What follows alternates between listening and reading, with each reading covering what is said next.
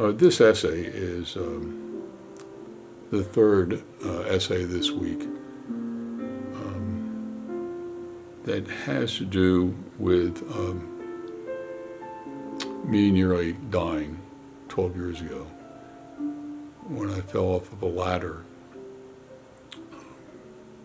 and hit my head against a retaining wall. That's one issue that all three articles deal with. It also deals with a friend of mine who was a former colleague of mine 40 years ago, who sent me a postcard, and she suggests certain books for me to read, and one of them was a book by an American surgeon by the name of Atul Gawande, and he teaches at Harvard, so he's gifted intellectually. But when I read his book, a lot of things started to float together and kind of congealed in my thinking process. And he was essentially he was asking or raising the question. I mean, he knows the answer for which he knows the answer, but he's raising it for his readers. And that is basically, in the Hippocratic Oath, doctors swear that they will do no harm to the patient. But in a very real sense, they really need, the medical profession needs to rethink that do no harm. It's not so much do no harm, but think about what you might be doing that is harming when you think that you're doing no harm. Okay, I know that sounds like a cloud, but 12 years ago, I fell off a ladder on my deck over there and cracked my head against a retaining wall, and went to local hospital, and the neurosurgeon cut my head open here, took the skull out, and re-sewed my skin back on, because I had what they call a subdural hematoma, which is merely bleeding in the brain, and they wanted to let my brain expand due to the injury and due to pressure of the blood. And I don't remember the fall. I don't remember going to the hospital. And I was in the hospital for 4 weeks in intensive care. I don't remember any of it. I don't remember leaving the hospital and going to a rehab hospital for another 3 or 4 weeks. And only in the last 10 days of that 2-month period of time do I remember anything. And there are two things I do remember that weren't pleasant.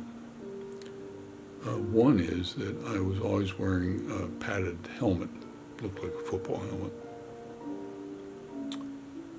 And the reason for it was that the nursing staff did not want me to fall out of my bed or do something and injure a place where I had no skull.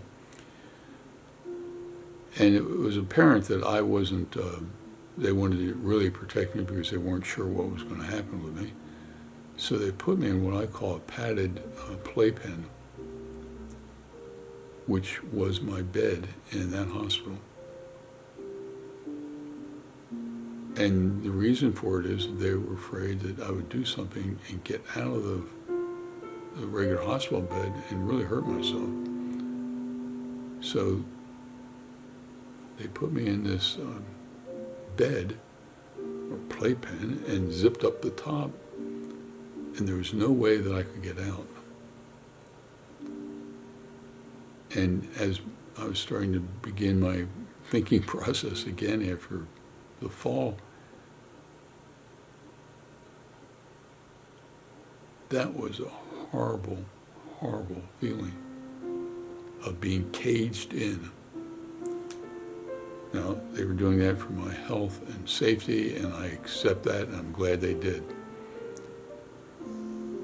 But what I learned from that experience is that someday I don't want to be, at the end of my life, living in some nursing home, caged in,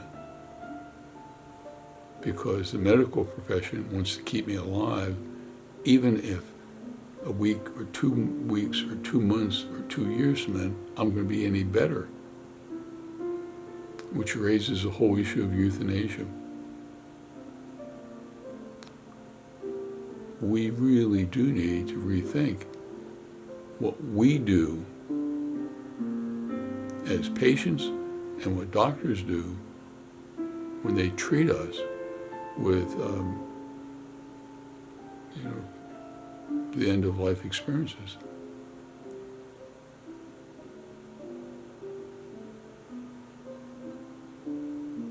So basically, I want to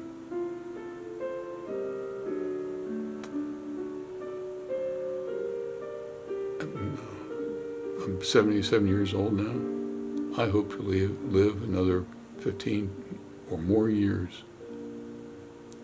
And I'm living an active life. I have plenty of things to do, but when the time comes and I am not capable of functioning, I need to have not only doctors dealing with me who understand my needs